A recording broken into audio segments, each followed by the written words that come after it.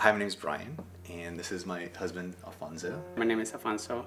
I came from Mexico when I was 14 years old.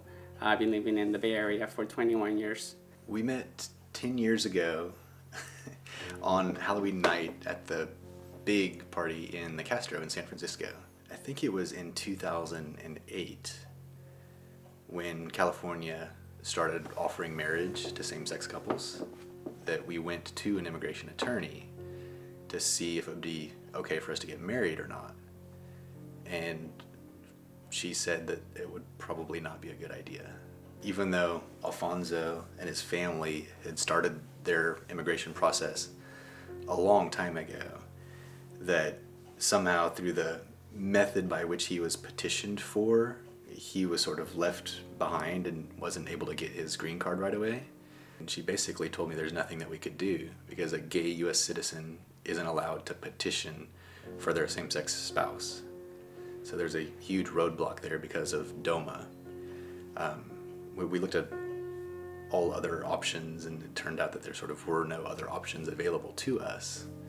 So she told us the best thing we could do is wait for the world to change. Watch the DREAM Act and watch the Respect for Marriage Act and hope that immigration reform comes, and hopefully something will come in time to save your relationship.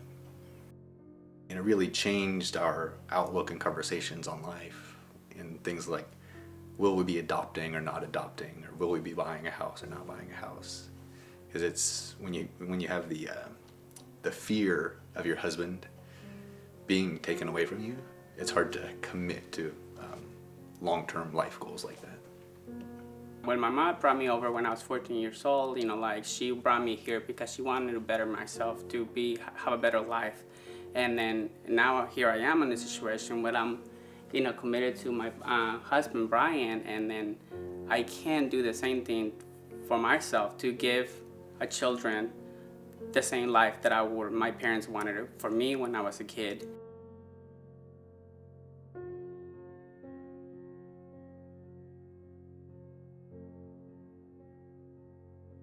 Last summer, the people at the Department of Homeland Security picked up Alfonso and took him away for 3 weeks. They took me to Arizona. Basically, all my rights was taken away from me. I was in this huge facility with like thousands and thousands of people, and I was just like, oh my God, like I don't know nobody here. You don't know what anybody's intentions might be. So I couldn't go to sleep for like the first week. I was so afraid. I was so scared. It's extremely painful to think about what would happen if they do decide to deport him.